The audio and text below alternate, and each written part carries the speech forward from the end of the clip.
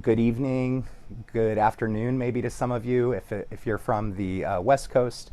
And we're really excited that you decided to join us tonight on this teaching webinar, Untold Stories of World War II, Port Chicago, the blast that shook a nation's conscience. My name is Aaron Jura, and I'm the Teacher Program Specialist at the World War II Museum. Today we're going to explore a story that complicates the familiar narrative of World War II and invites us to rethink what courage, what justice, what resistance looks like in wartime America. So we'll be examining the Port Chicago disaster, not only as a historical event, but also as a teaching opportunity, one that helps students to grapple with questions of race, responsibility, and moral choice through artifacts, inquiry, as well as empathy building strategies. We're also joined by two outstanding master teachers who will share ready-to-use classroom strategies and resources designed to spark deeper engagement and inquiry in your classrooms. I'd love for you, Sarah, to introduce yourself as well. Absolutely. Hello, everyone. We're so excited to have you with us this evening. And if you are just joining us, please go ahead and introduce yourself in the chat and let us know where you are joining us from. So my name is Sarah Willagi. I'm the Assistant Director of Teacher Programs here at the National World War II Museum. And throughout today's session, Aaron and I will share historical context and model classroom approaches you can adapt for your own students. Our goal is to help you move beyond coverage toward deeper understanding. So students don't just learn about Port Chicago, but learn how to think critically and empathetically about the past. All right. All right, so we're going to begin by setting the historical scene at Port Chicago and examining the explosion and its aftermath. Then we'll model a thinking routine using an artifact from the blast to demonstrate how teachers can help students slow down and engage deeply with evidence. From there, we'll move into the two Idea Lab segments with our master teachers, and they'll share strategies for teaching historical empathy as well as student research. And we'll close with some museum resources and time for a Q&A as well. So, by the end of this session, you will uncover how one explosion at Port Chicago raised urgent questions about race, responsibility, and conscience during World War II. You will also leave with practical strategies for helping students move beyond memorization towards empathy, artifact analysis, and research-driven storytelling. Excellent. Well, before we move into the historical narrative, I want us to encounter Port Chicago the way historians often do. Not through a finished story, but through fragments. On your screen, you see an object. For a moment, resist the urge to explain or interpret it. Instead, we're going to focus only on what we see. If I were doing this with students, I might say, look carefully at this object. What do you notice? Drop a word or phrase in the chat describing something you notice about this particular artifact. At this stage, we're not asking why. We're not asking what this artifact means. We're simply observing. This step matters because it slows students down. It resists the instinct to jump straight to conclusions. And it really mirrors how historians encounter primary sources, not with certainty, but with attention. I see the shape looks interesting, melted, charred or burnt. Yeah, the texture. Bubbles and ridges, that it's an odd shape. Various colors are in it. Excellent. Good observations. Great observations here, and I love how you stayed in that visual C portion of this routine. Now, we're going to return to this object later in the session, so for now, hold on to what you noticed as we step back and reconstruct the world in which this artifact and the humans that we'll be talking about tonight existed. On the evening of July 17, 1944, Port Chicago Naval Magazine looked at first glance like countless other wartime military sites across the United States.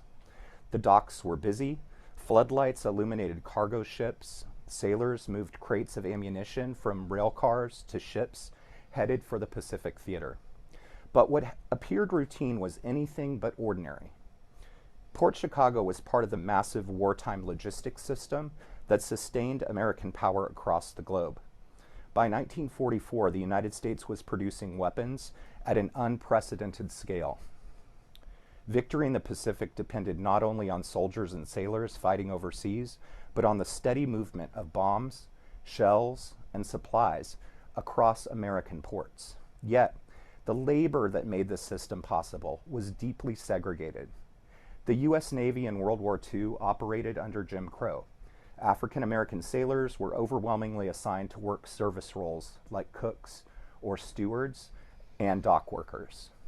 So here at Port Chicago, nearly all of the ammunition loaders were black enlisted men. Their officers were almost exclusively white.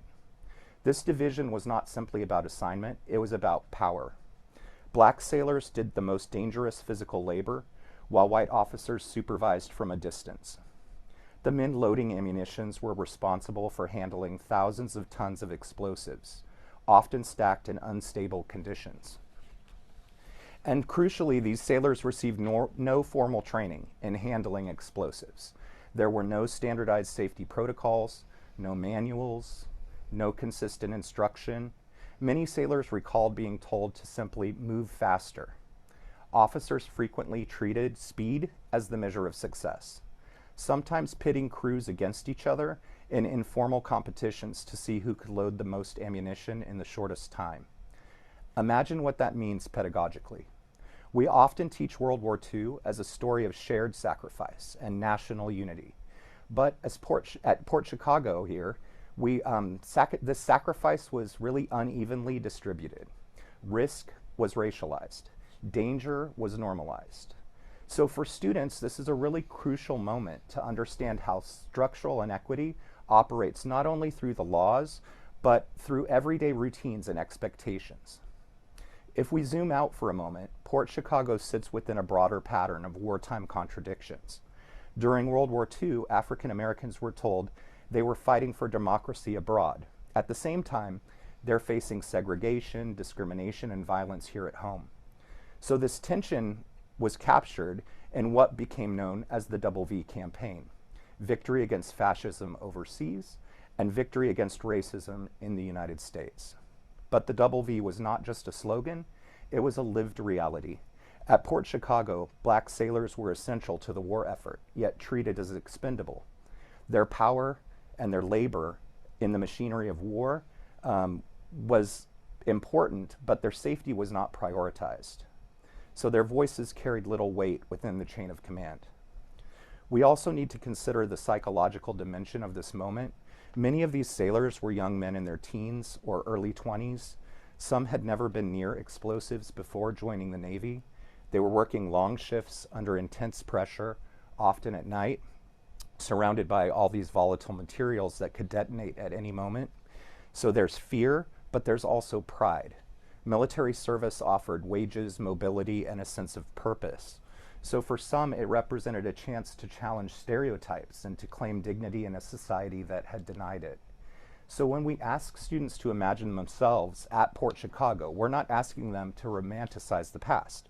We're asking them to hold multiple truths at once: fear and duty, opportunity and exploitation, patriotism and injustice. So if you're one of the sailors standing on the dock that night surrounded by explosives under orders to work faster, what might you have felt in that moment? Take a moment to drop a word or a phrase into the chat. As teachers, this moment is really powerful because it shifts students from abstract history to embodied experience. Before the explosions happen, before the headlines, before the trial, students encounter the sailors as human beings navigating these impossible conditions. And all of this only happens after we understand the context, that we can really truly grasp the significance of what happens next. All right, I'm seeing some of you saying nervous, immense pressure, anger. One person says, I would feel like I did not matter and was just there to work. Yes, I feel like nervous and anger is showing a lot in the chat. Thank you guys for thinking and putting yourself in that place of how you think these sailors felt. Yeah, so, the explosion that shook the nation happened at 10:18 p.m. on July 17th, 1944. This is the night that Port Chicago is suddenly transformed into catastrophe, like you see on your screen. 2 cargo ships, the SSEA Bryan and the SS Quinault Victory, were docked at the pier, loaded with thousands of tons of ammunition, when, without warning, a big explosion rips through the dock. Witnesses miles and miles away describe seeing a blinding flash, followed by a towering fireball that lit up the night sky. The force of the blast was actually so powerful, it registered as a 3.4 magnitude shock wave, felt up to 40 miles away. Windows shattered across nearby towns, entire neighborhoods were jolted awake, and at the dock, the devastation was immediate and total. The pier, obliterated. Rail cars were hurled into the air. The ships disintegrated. Men who had been working moments earlier vanished in an instant. And when rescue teams arrived, they found almost nothing recognizable. In many cases, there were no bodies to recover, only fragments. And by morning, the scale of this tragedy became clear. 320 men were dead. Nearly 2/3 of them were African American sailors. Hundreds more were injured, burned, concussed, and traumatized. For survivors, the physical wounds were matched by psychological ones.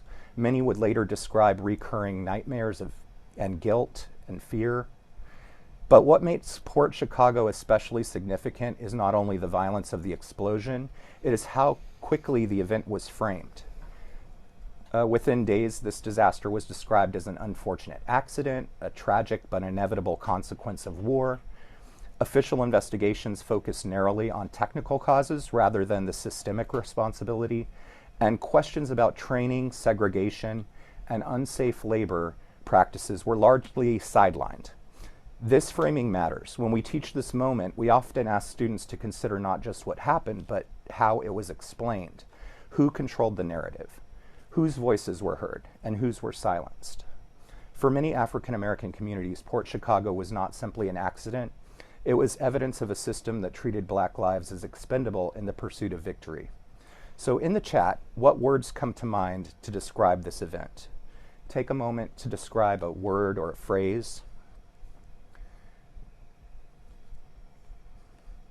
Tragic, yes. Yeah. I mean, the words that you all are thinking and typing into the chat now are capturing something essential, avoidable, betrayal, searing, yes. Port Chicago was not only a military disaster, it was a moral rupture, a moment when the contradictions of wartime democracy became impossible to ignore. And it's from this rupture that the next chapter of the story emerges. Thank you so much for all of you who have inputted your thoughts into our chat. It truly, this piece of history is something that we are grateful to have you thinking about with us currently. So as we go into the aftermath and mutiny trial, the aftermath of Port Chicago is where this story becomes not only a tragedy, but a question of conscience. In the days following the explosion, the surviving sailors were physically injured, emotionally shaken, and grieving the loss of friends who had died only feet away from them. Many had witnessed the blast firsthand. Some had been thrown into the water by the force of the explosion, and others had searched through wreckage for survivors.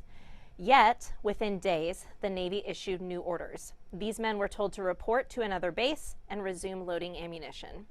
There were no meaningful changes to training, no comprehensive safety reforms, no acknowledgement that the conditions that led to the disaster might still exist. The message was clear: the work must continue. For many sailors, this moment crystallized a question they had never been allowed to ask before. What does duty mean when obedience puts your life at risk? 50 sailors refused to return to the docks.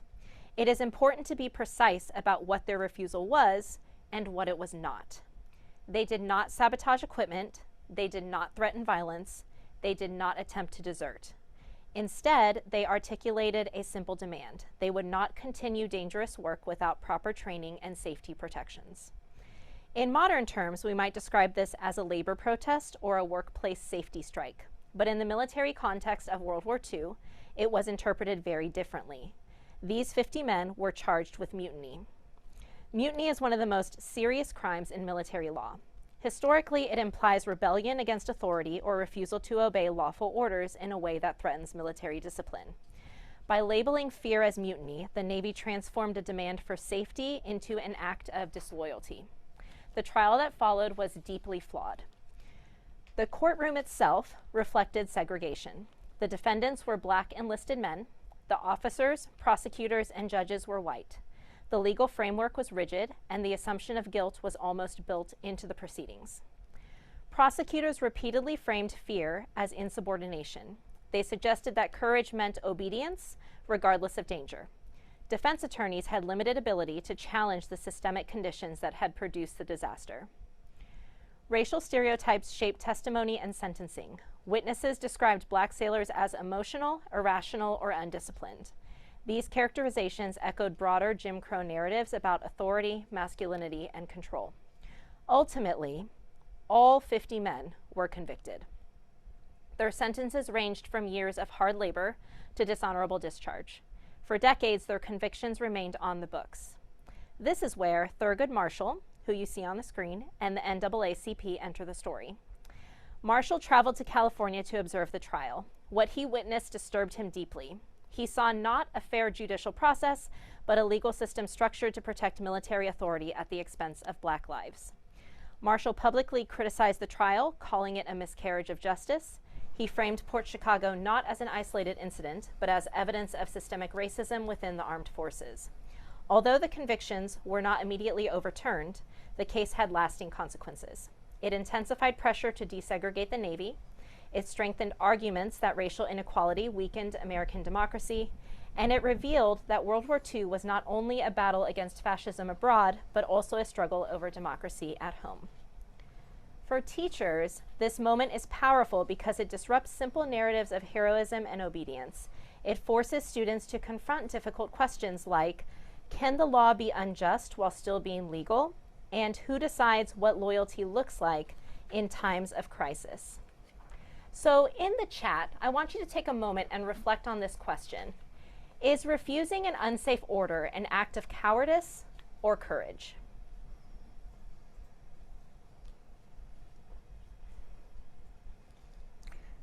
And as you're answering that in the chat, I'm seeing a lot of tons of courage. Yeah. Yeah.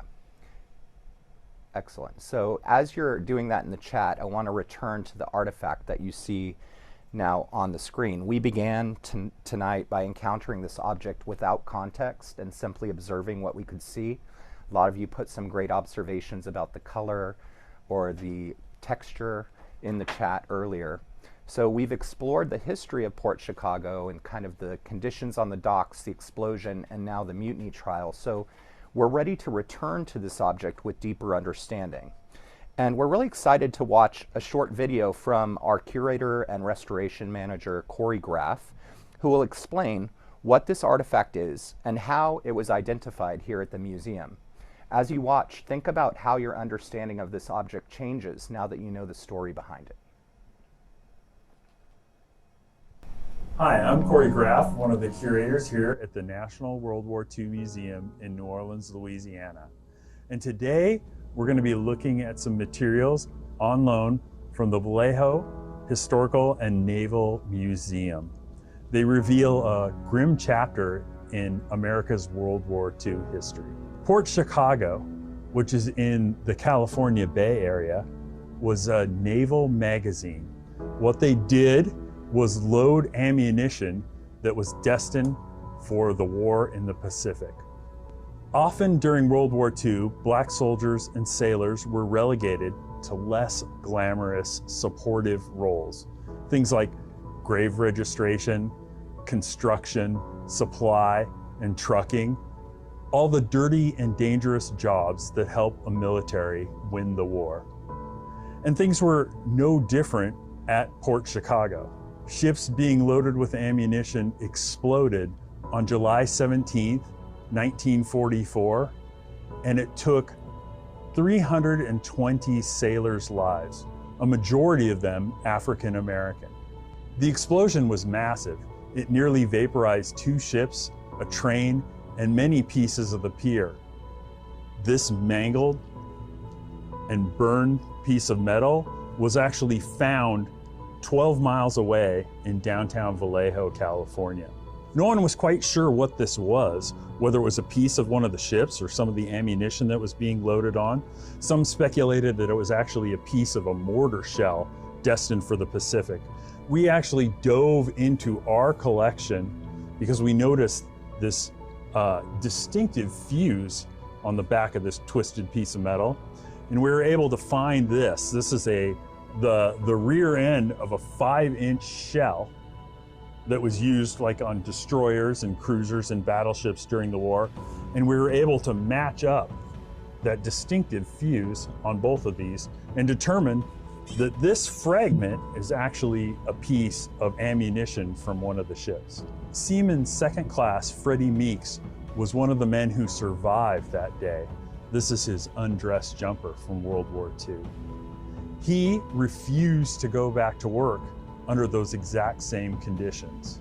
In fact, all in all, there were 258 men who refused to go back to work at the magazine loading that same ammunition that was so dangerous. After punishment and threats, about 208 of those men went back to work. 50 did not. They were charged with mutiny and sentenced to 15 years of confinement and a demotion and forfeiture of pay. Meeks was one of those men, and the conviction led to years and years of hardship for him and his family. It was 1999 before Meeks was offered a pardon. At the time, he was one of the only surviving members of the Port Chicago explosion. It was 2024 before the Navy officially exonerated all 258 sailors.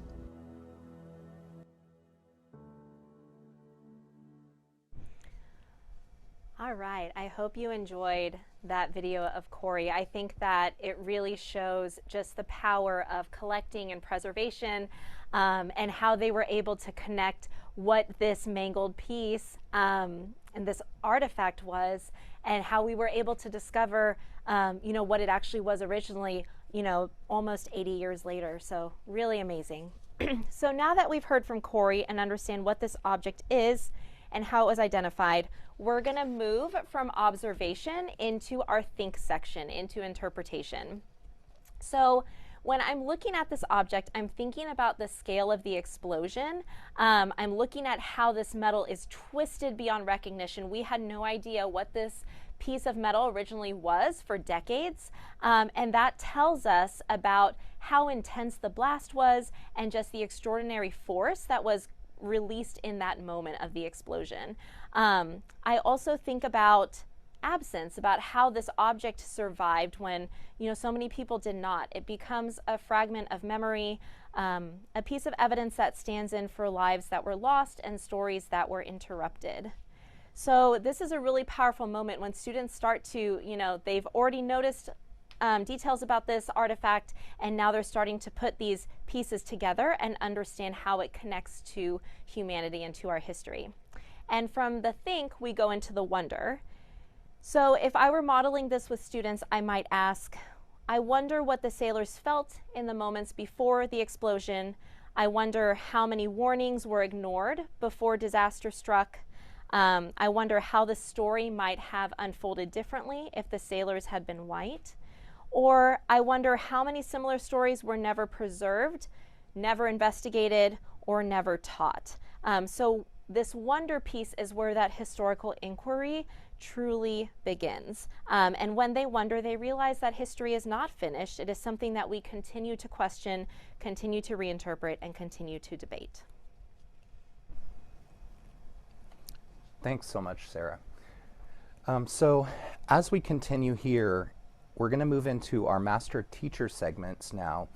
The question becomes really, once students understand the facts of Port Chicago, and I saw some in the chat who had mentioned, maybe this is their first time even encountering this story, how are we going to help them to move beyond sympathy and towards something deeper? So I'm really excited to introduce our first Idea Lab segment. This is called the Double V campaign, Teaching Radical Historical Empathy. And we have Megan joining us from Pennsylvania. And I'm going to let you take this, Megan, and teach these great strategies that you have for our teachers. Thank you so much, Aaron. Good evening, everyone. I hope you're well. I'm going to get started with the segment. So I'm going to talk a little bit tonight about radical historical empathy. If we go back to the first slide, I want us to take a look at some of the pictures.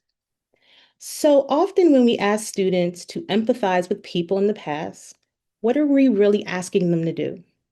Are we asking them to feel sorry, to feel grateful, or to understand how people made choices inside unjust systems? Tonight, I want to speak a little bit about the Double V campaign to see how radical historical empathy works in practice and also how you can teach it in your classroom. So, what was the Double V campaign? I'm sure a lot of people have heard about it before and most likely have taught it, but I want to frame it slightly differently tonight. So the Double V campaign emerged during World War II. It was led by Black journalists and activists, especially through the Pittsburgh Courier, an influential African American newspaper at the time.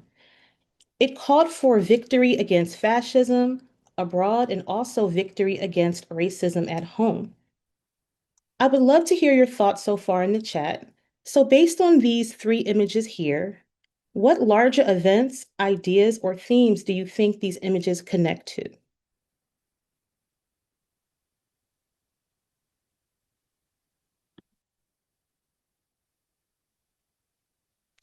So in the chat, I see segregation, Jim Crow, definitely those. Any others? Racial discrimination, civil rights. And then someone says a global fight against racism, which is very poignant.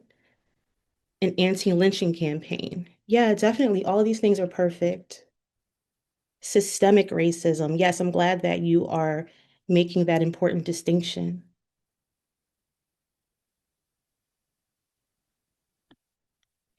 So one reason why teaching historical empathy can be really difficult is because it can fall flat.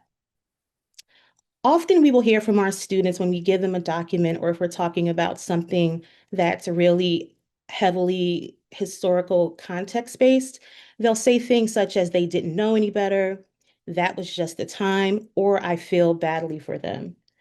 Traditional empathy often leads students to these types of responses. They're often well-intentioned, but it flattens history and removes the emphasis of systems, power, and agency from the story.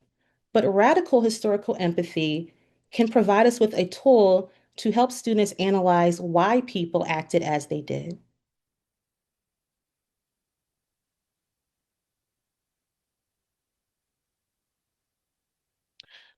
So what is radical historical empathy?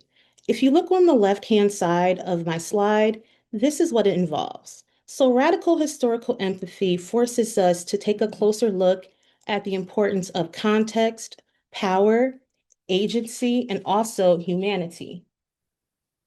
Radical historical empathy also asks students to understand people in the past within systems of power while recognizing choices, resistance, and contradictions without judging them by today's standards or excusing injustice. So I would like to drop a link in the chat. This is something from the museum website. And if we take a look at the first line of this article, we will see where it says, should I sacrifice to live half American? So how might you all prompt students to practice radical historical empathy simply using this headline?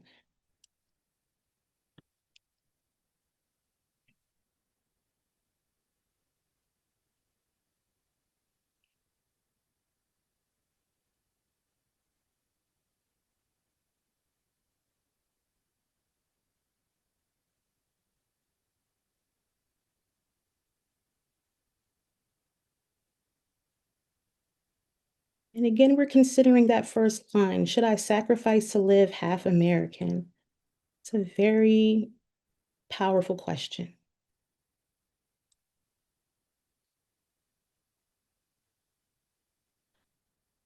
So the words themselves were very powerful. Definitely agree with that.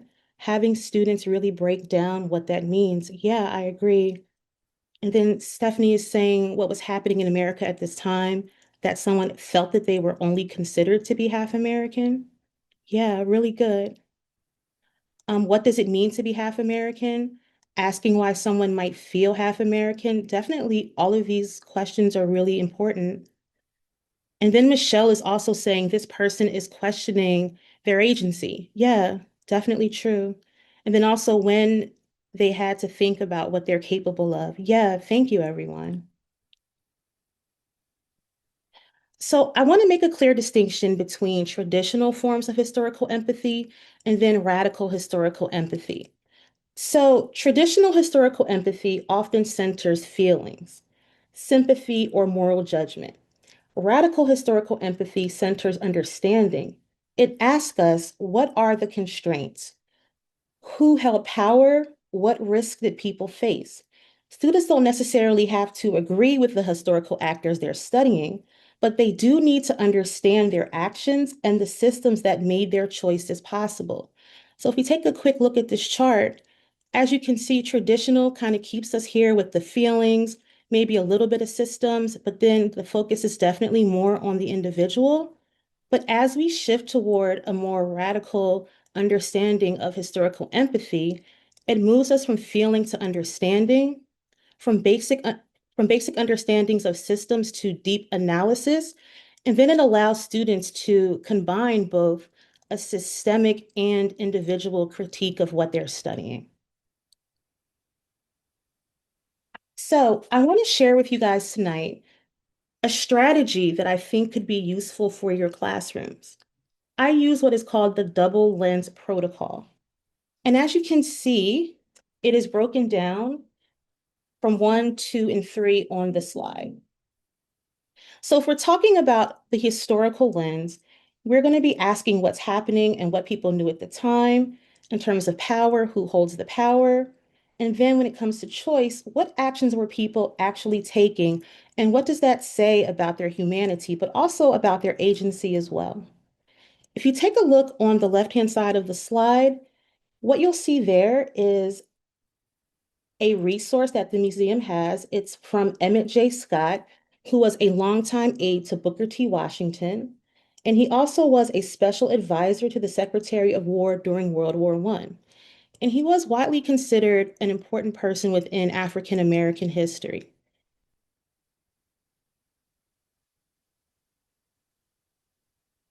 So thank you. One question I might ask if I'm looking at this is how could I use this in my classroom, right? And so I would move to the next slide and take a look at a question that I've asked my students. So a sample prompt that is quite ubiquitous in the classroom when it comes to talking about World War II and the Double V campaign is why would Black Americans fight for democracy abroad while being denied it at home? So a lot of times you'll have a student write or even say aloud in class something like that's unfair or they got a raw deal. But the double lens protocol has helped me in the classroom and also other teachers push students to understanding that the Double V campaign was a form of strategic resistance, patriotism, survival, and protest. So what does this look like in the classroom? In the classroom, you can implement this idea with discussions, short written responses, or even group analysis activities. I really like to use sentence stems, and this works well if you have struggling readers or struggling writers. It doesn't give them what to say, but it does provide help with them organizing their ideas. So some ways that can be helpful is giving them this one. Given the limits of the time within the system of power or this choice suggest, and have them add on to these ideas. This works really well in high school, middle school, and with diverse learners because it gives them a framework to guide their understanding rather than simply telling them what to do or what to think. So the deeper and I think overarching question is why radical historical empathy matters in the first place. So the first thing is that radical historical empathy helps students see people in the past not as heroes or victims alone, but as complex human beings navigating unjust systems. When students analyze context, power, and choice together, history becomes more honest, rigorous, and relevant. The Double V campaign is not just content, it's a model for teaching freedom struggles as well as ethical thinking. It will also allow students to understand the contemporary struggles toward justice that are being displayed up and down their social media timelines.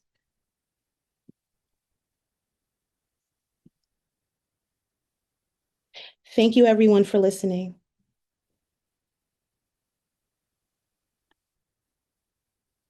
Thank you so much, Megan.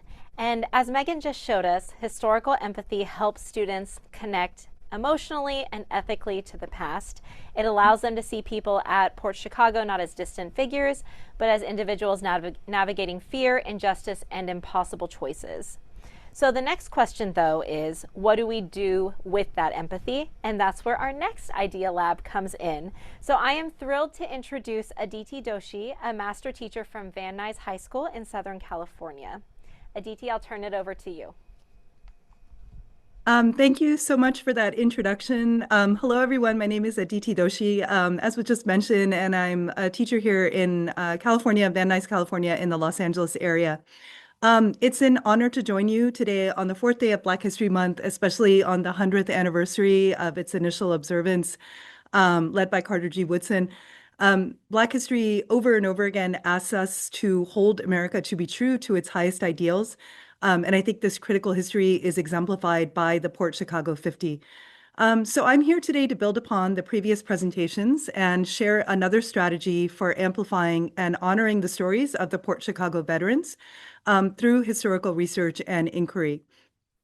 Before I describe the strategy in detail, I wanted to share some prior experience of integrating this in my classroom.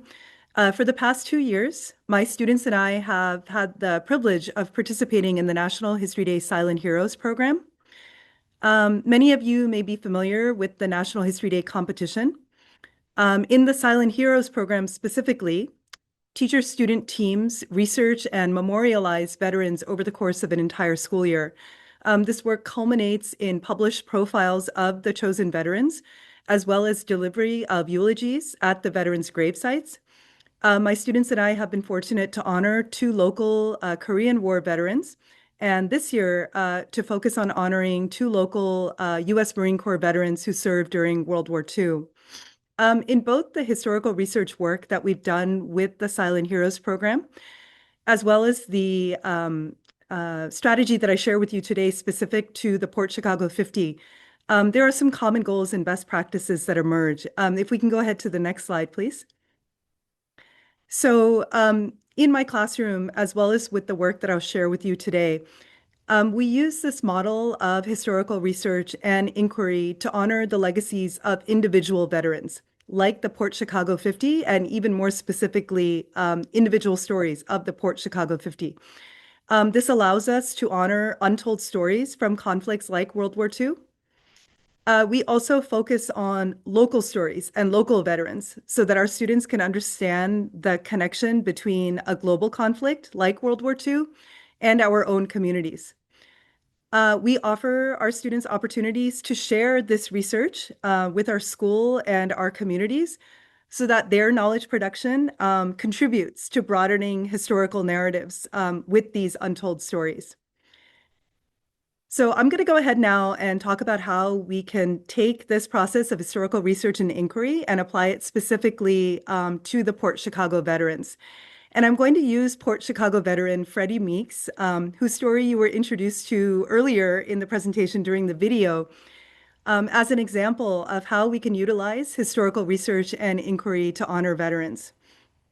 The first step involves identifying a set of secondary and primary research sources specific to the veteran's story. I'll talk about this in a little bit, but this could either be a process of research driven by the teacher, or it could be student-led research, or it could be a combination of both.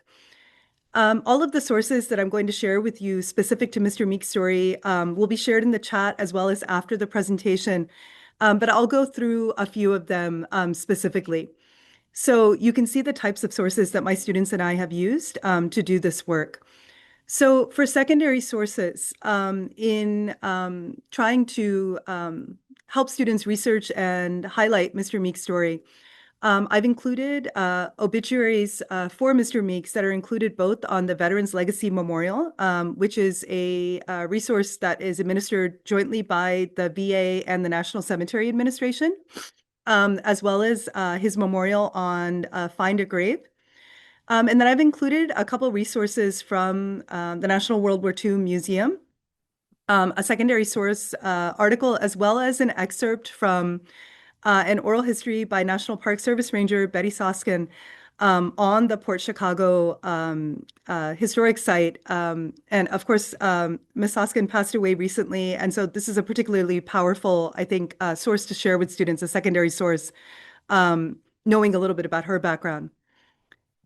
And then for primary sources, I've identified sources that are specific to Mr. Meeks. The secondary sources, while some of them are specific to his story, such as, for example, the obituaries, they also provide students with a broader understanding of the Port Chicago 50. But the primary sources are specific to Mr. Meeks.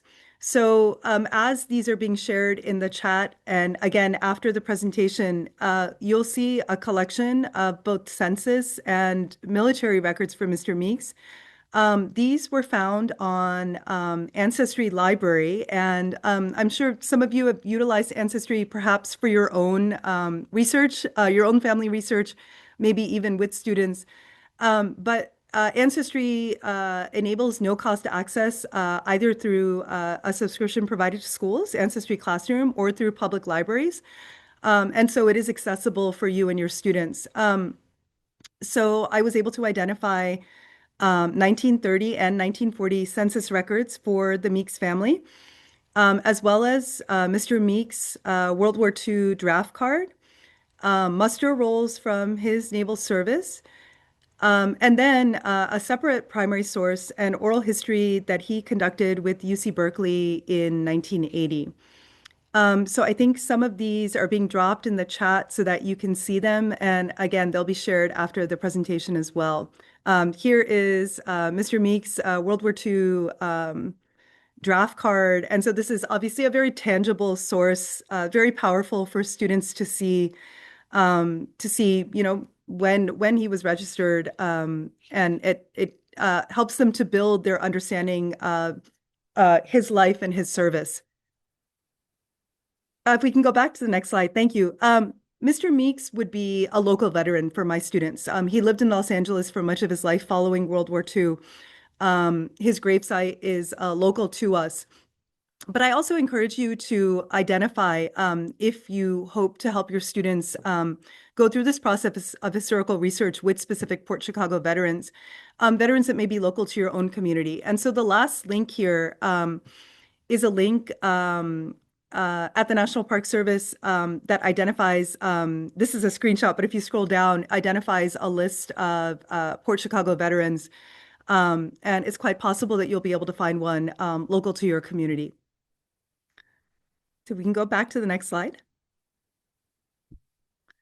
So, these sources are really powerful, but the question is, how can students then use all of these sources? And how can we guide students to use these sources to honor veterans in a meaningful way?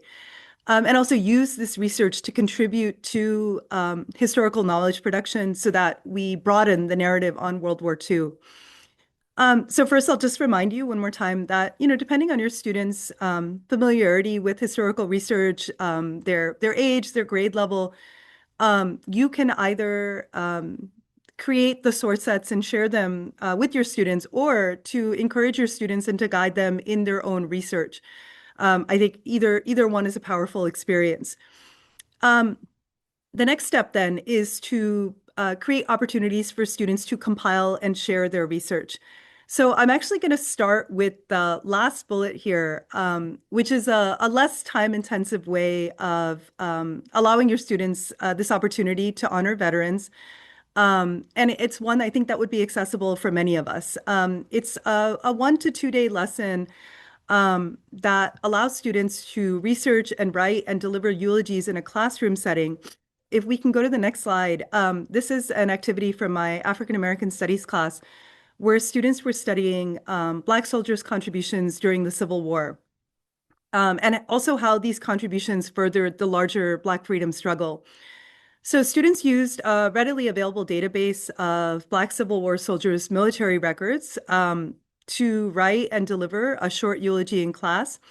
Again, this was a 1.5 day lesson, but a very powerful experience. And to connect back to Megan's presentation on building historical empathy, students use these very specific examples of Black Civil War soldiers, like Logan Lancaster here, who was a very young 16-year-old boy, basically, when he enlisted to fight in Mississippi in 1863. So they were able to conduct this individual research in a 1 day classroom setting, and then write a eulogy that connected his story to, again, the broader Black freedom struggle. So this would be an example of a short lesson that you can incorporate in a classroom, 1 or 2 day classroom setting. If we can go back to the slide, if you have the time and the possibility to incorporate a longer term research project, I'll share with you some work that my students have done through the Silent Heroes Project. Students have created detailed veteran profiles, and you can see one profile here on the top right for U.S. Army Sergeant Fred Teruo Suzuki, who served in the Korean War. So this was a profile that students published online after, basically 8 months of researching and piecing together Sergeant Suzuki's life. If possible, and this is obviously something that requires a great deal of logistics and support from your school, but visiting the veterans' gravesite, if they are local to your community, is a profoundly moving experience. Here you can see my students at the Los Angeles National Cemetery last spring, after delivering eulogies for 2 veterans of the Korean War, whom they had spent the school year researching. So I wanted to leave you with a few words from my students who had gone through this process of historical research and inquiry towards honoring veterans' experiences. So I'll just read one of these for you, the last one. Researching and honoring local veterans has taught me that your actions, no matter how small, can have a nationwide impact. It doesn't matter if you're a private or a general. Everything that you do can and will impact your country. So thank you so much for this opportunity to share this work with you today. Black History Month, if it's about anything, it's about amplifying Black voices and preserving Black memories and broadening oppressively narrow histories and narratives of our country. And so I think researching and sharing the individual stories of Port Chicago veterans like Freddie Meeks, it allows us to fulfill these goals. Thank you so much. And thank you so much, Aditi, and also to Megan for your expertise and real classroom strategies that I know teachers on our webinars in the past have really been asking for. So we really appreciate all the hard work you put into this while, of course, still teaching and inspiring students nationwide day after day. So very briefly, and I saw some people sharing in the chat various books on the subject of Port Chicago, but there are a few that we've highlighted here that do a good job of sharing the story. The one in the center of the Port Chicago 50 is an excellent young adult nonfiction book, more toward the older categories of students like my students were in high school or in AP courses. The Double Victory is an excellent multicultural history of America. And we'll be sharing out links, actually this entire presentation, the video recording, all the source materials. All participants in this meeting will receive those tomorrow in their inbox. So be on the lookout for all of that. Secondly, The museum's curricular resources, Fighting for the Right to Fight, which we've dropped a link to in the chat, has some exceptional lesson plans and source materials for you that you could use in your classrooms. But even more exceptional are some of the oral histories that you'll find linked there under the Fighting for the Right to Fight curricular resources. So be sure to check those out, and after this session, if you prefer a printed copy in your hand, just reach out to us here in the teaching and learning team, and we'll be happy to mail one to you free of charge.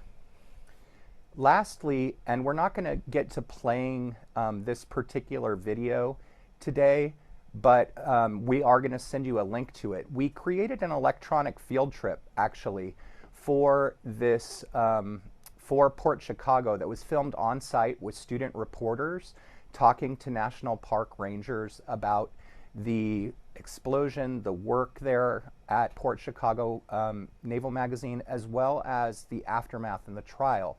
And it's about a 10-minute long video that is with a student interviewer, so it's very compelling for classrooms. And we'll drop that in the chat as well as and provide you a link to a YouTube playlist that has both the curation video that we used earlier, in case you wanted to recreate that See, Think, Wonder in your classrooms, and also a link to the electronic field trip. Lastly, before we move into the Q&A, and we did great on timing, excellent, I'm so glad. The Port Chicago webinar series isn't over. There's a classroom version of this webinar scheduled for Wednesday, February 25th at 12 p.m. Central Time. You need to register for the classroom webinar in order to attend that live. It's a different Zoom link. Or if you'd like to get a copy of the recording after, you just register for that classroom webinar, and all registrants will receive a link to the videotaped version of the webinar. So if you were trying to maybe utilize this in your classroom as the introduction into Port Chicago, or some of you had great ideas as to how you'd be implementing this in your classrooms, the video is targeted towards students. And so it'll cover a lot of the material, but without, you know, the kind of scholarly lecture. It'll be more on the exploration and discovery side.